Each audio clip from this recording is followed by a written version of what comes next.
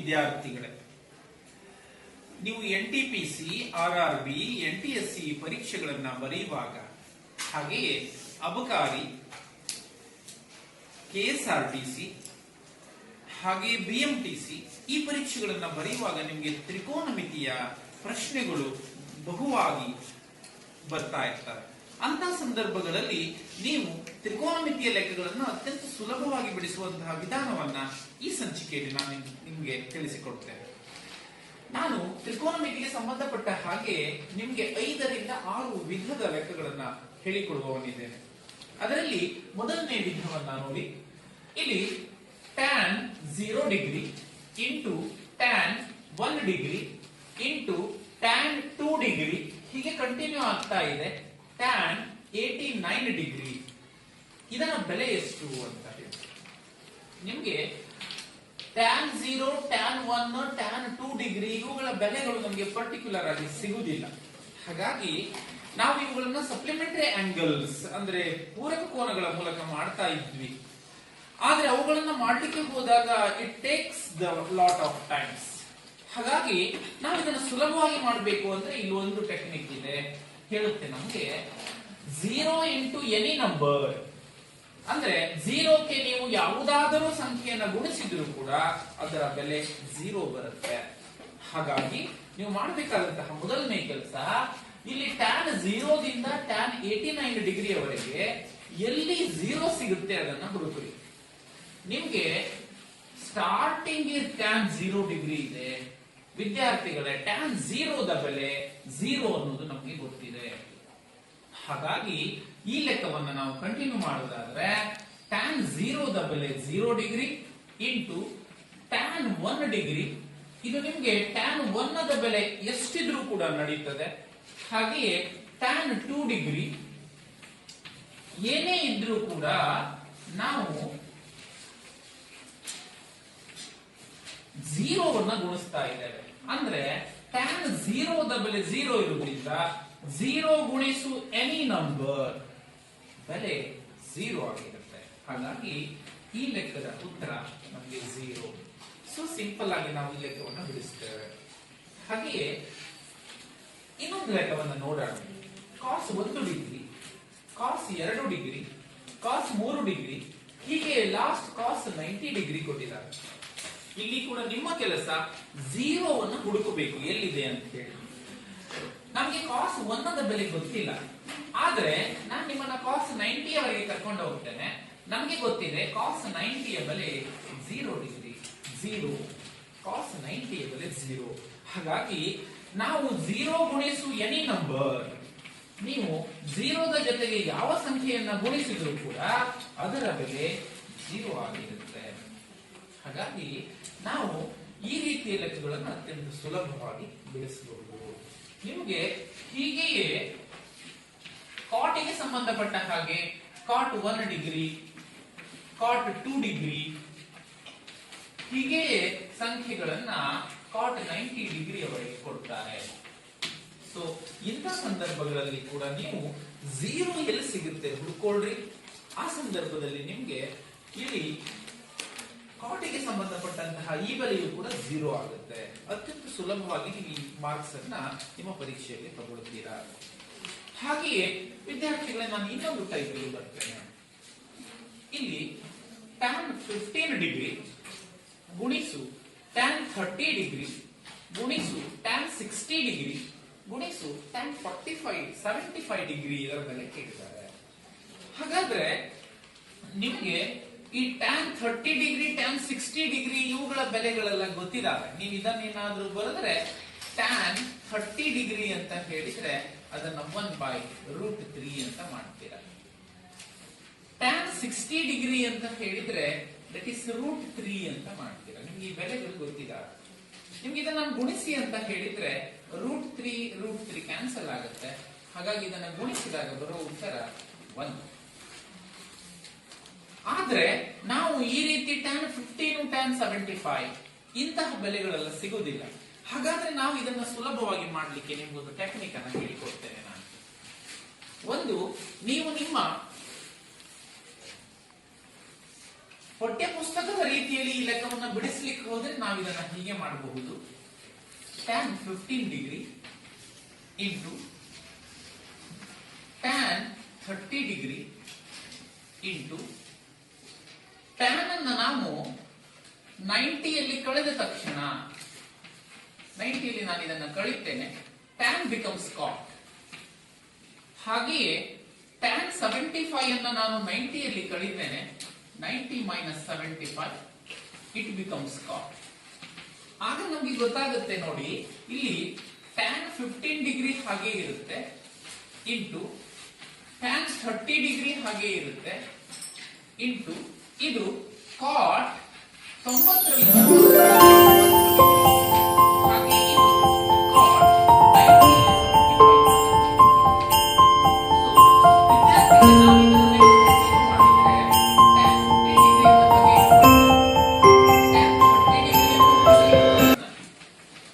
ಇಲ್ಲಿ ನೋಡಿ, ಈ cot ಅದ ವಿಲೋಮಾನುಪಾತ reciprocal of the cot is tan. ಹಾಗಾಗಿ 1/tan 30 ಡಿಗ್ರಿ ಆಗುತ್ತೆ ಇದು. ಹಾಗೆಯೇ ಇದನ್ನ 1/tan 15 ಡಿಗ್ರಿ ಆಗುತ್ತೆ. ಈಗ ನೋಡಿ, ಅಂಶ ಮತ್ತು ಛೇದಗಳನ್ನ tan 15 tan 15 cancel, tan 30 tan 30 cancel. ಹಾಗಾದ್ರೆ ಎಲ್ಲ ಕಡೆಗೂ 1 1 1 1 ಒಂದನ್ನ ಎಷ್ಟೇ ಸಾರಿ ಗುಣಿಸಿದ್ರು ಕೂಡ ನಿಮ್ಮ ಆನ್ಸರ್ 1. ಸುಲಭವಾಗಿ ನಾವು ಈ ಲೆಕ್ಕಗಳನ್ನ ಬಿಡಿಸಬಹುದು. ಆದ್ರೆ ಇಷ್ಟು ಟೈಮ್ ನನಗೆ ಕಾಂಪಿಟೇಟಿವ್ ಎಕ್ಸಾಮ್ ಅಲ್ಲಿ ಸಿಗುತ್ತಾ ಅನ್ನೋದು ಪ್ರಶ್ನೆ. ಯಾಕಂದ್ರೆ ನೀವು ನಿಮ್ಮ NTSC ಎಕ್ಸಾಮ್ ಅಲ್ಲಿ 100 ಪ್ರಶ್ನೆಗಳನ್ನ ಬಿಡಿಸುವವರಿದ್ದೀರಿ, ಅದು ಕೇವಲ 1.5 ತಾಸು 90 ನಿಮಿಷದಲ್ಲಿ. ಹಾಗಾದ್ರೆ ನಾನು ಇದಕ್ಕೆ 2-3 ನಿಮಿಷ ವೇಸ್ಟ್ ಮಾಡ್ಬೇಕಾ? ಹಾಗಾಗಿ ನಾನು ಸುಲಭವಾದಂತಹ ಒಂದು ನಿಯಮವನ್ನು ಹೇಳಿಕೊಡ್ತೇನೆ. ನಾವೊಂದು ಟ್ರಿಕ್ ಅನ್ನ ಇದರಲ್ಲಿ ಕಲಿಯುವುದಾದ್ರೆ ಒಂದನ್ನ ನಾವು ತಿಳ್ಕೊಳ್ಳೋಣ.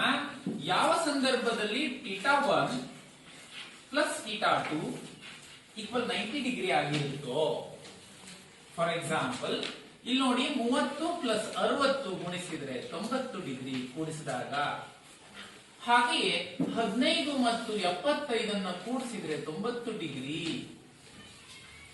ಯಾವಾಗ ನಿಮಗೆ ಎರಡು ಕೋನಗಳನ್ನ ಕೂಡಿಸಿದಾಗ 90 ಡಿಗ್ರಿ ಬರುತ್ತೋ ಆಗ ನೀವು ನೆನಪಿಟ್ಕೊಂಡ್ಬಿಡ್ರಿ, tan θ1 ಇಂಟು tan θ2 ಈಕ್ವಲ್ ಬೆಲೆ 1. ಯಾವಾಗ ಎರಡು ಕೋನಗಳ ಮೊತ್ತವು 90 ಡಿಗ್ರಿ ಆಗಿರುತ್ತೋ ಆಗ ಅದರ tan ಅನುಪಾತವನ್ನು ಗುಣಿಸಿದ್ರೆ ಬೆಲೆ 1 ಆಗುತ್ತೆ. ಹಾಗೆಯೇ cot θ1 ಇಂಟು cot θ2 ಇದರ ಬೆಲೆಯೂ ಕೂಡ 1. ಹಾಗಾಗಿ ನಾವು ಈ ಲೆಕ್ಕವನ್ನ ಅತ್ಯಂತ ಸುಲಭವಾಗಿ ಬಿಡಿಸಬಹುದು. ನೋಡಿ, ನಾನು ಇದನ್ನ ನಿಮ್ಗೆ ಅರ್ಥ ಆಗ್ಲಿ ಅಂತ ಅನ್ಕೊಂಡು ಇಲ್ಲಿ ಜಸ್ಟ್ ಬರ್ಕೋತೀನಿ. ಅದು tan 30 ಡಿಗ್ರಿ, ಸಾರಿ tan 15 ಡಿಗ್ರಿ ಇದೆ, ಇದು tan 30 degree into tan 60 degree into tan 75 degree.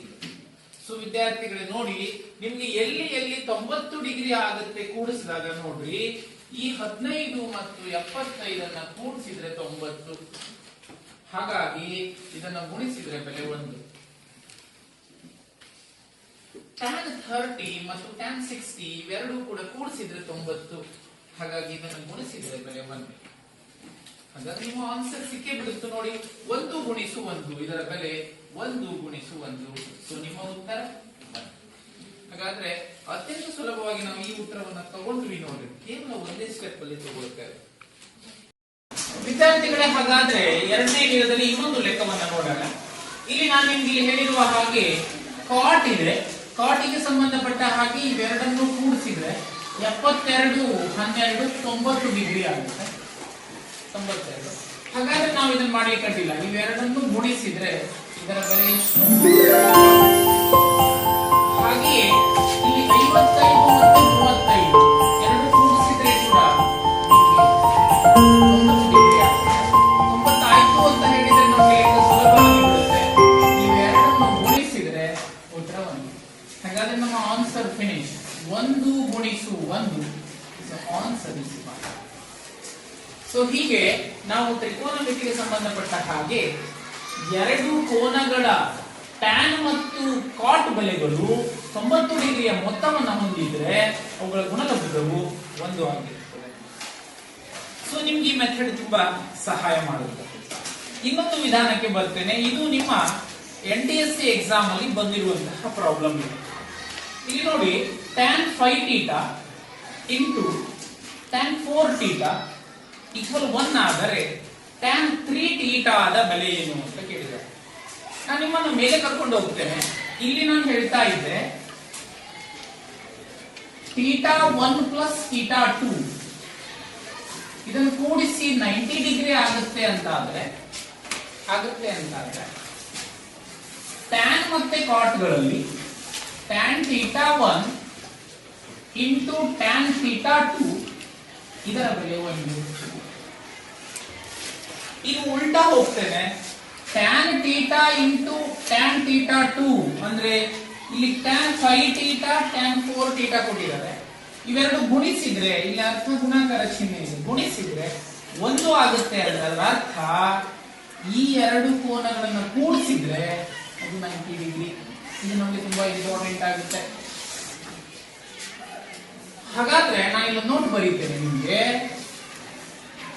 tan θ1 into tan θ2 equal 1 ಆದರೆ ಸೊ ನಾವು ನೆನಪಿಟ್ಕೊಳ್ಳಿ ಖಂಡಿತ, θ1 ಪ್ಲಸ್ θ2 ಇದರ ಬೆಲೆ 90 ಡಿಗ್ರಿ.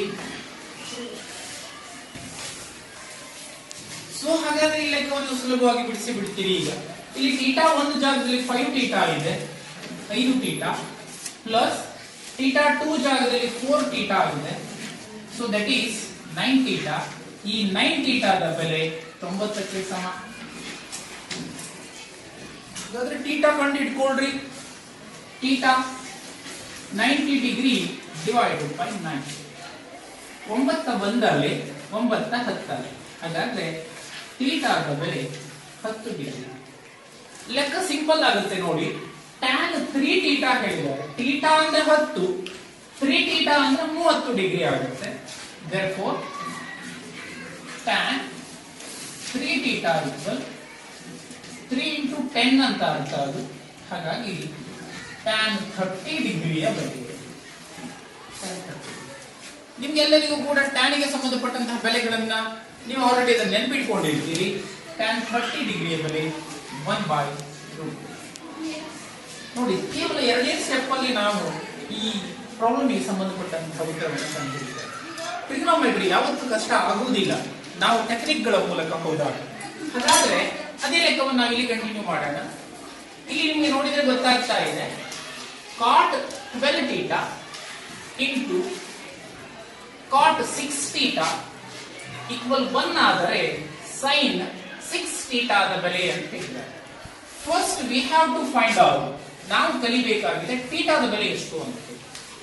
ಅದನ್ನು ಮಾಡಲಿಕ್ಕೆ ನಮಗೆ ಈ ರೂಲ್ಸ್ ಹೇಳುತ್ತೆ, tan θ1 ಇಂಟು tan θ2 ಇಲ್ಲವೇ cot θ1 cot θ2 ಎರಡು ಗುಣಿಸಿದ್ರೆ 1 ಆದರೆ ಇವೆರಡನ್ನ ಕೂಡಿಸಿದ್ರೆ ಅದು 90 ಡಿಗ್ರಿ, ಪ್ಲಸ್ ಮಾಡಿದ್ರೆ 90 ಡಿಗ್ರಿ. ಹಾಗಾದ್ರೆ ನಾನು ಇಲ್ಲಿ ಬರೀತೇನೆ, ಇಲ್ಲಿ 12 θ ಪ್ಲಸ್ 6 θ ಈಕ್ವಲ್ 90 ಡಿಗ್ರಿ. ನಿಮ್ಗೆ ಲೆಕ್ಕ ಸುಲಭ ಆಗುತ್ತೆ ನೋಡಿ. ಈಗ 18 θ ದ ಬೆಲೆ 90 ಡಿಗ್ರಿ, θ ಬೇಕಾಗಿದೆ 90 ಡಿಗ್ರಿ ಡಿವೈಡೆಡ್ ಬೈ 18 ಒಂದಾಲೆ 18 5. ಸೊ θ ದ ಬೆಲೆ 5. ಸೊ ನೀವು ಕಂಡುಹಿಡಿಯಬೇಕಾಗಿದ್ದು sin 6 θ. ಹಾಗಾದ್ರೆ sin 6 θ ದ ಬೆಲೆ sin 6 ಇಂಟು θ ದ ಬೆಲೆ 5 ಇದೆ ಇಂಟು 5. ಹಾಗಾದ್ರೆ ನಾವು sin 30 ಡಿಗ್ರಿಯನ್ನು ಕಂಡುಹಿಡಿತೇವೆ. sin 30 ಡಿಗ್ರಿ ನಿಮ್ಗೆಲ್ಲರಿಗೂ ಗೊತ್ತಿದೆ, ಅದರ ಬೆಲೆ 1/2. ಹಾಗಾದ್ರೆ ಈ ವಿಧಾನವು ಕೂಡ ನಿಮ್ಮ ಅನೇಕ ಪರೀಕ್ಷೆಗಳಲ್ಲಿ, ಎಸ್ಪೆಷಲಿ ನೀವು ಬರೆಯುವಂತಹ RRB ಪರೀಕ್ಷೆಗಳಲ್ಲಿ, SSC ಪರೀಕ್ಷೆಗಳಲ್ಲಿ ಈ ರೀತಿಯ ಪ್ರಾಬ್ಲಮ್ಗಳು ರಿಪೀಟ್ ಆಗ್ತವೆ. ಹಾಗಾಗಿ ಇಂತಹ ಪ್ರಾಬ್ಲಮ್ಗಳನ್ನ ಬಿಡಿಸೋಣ.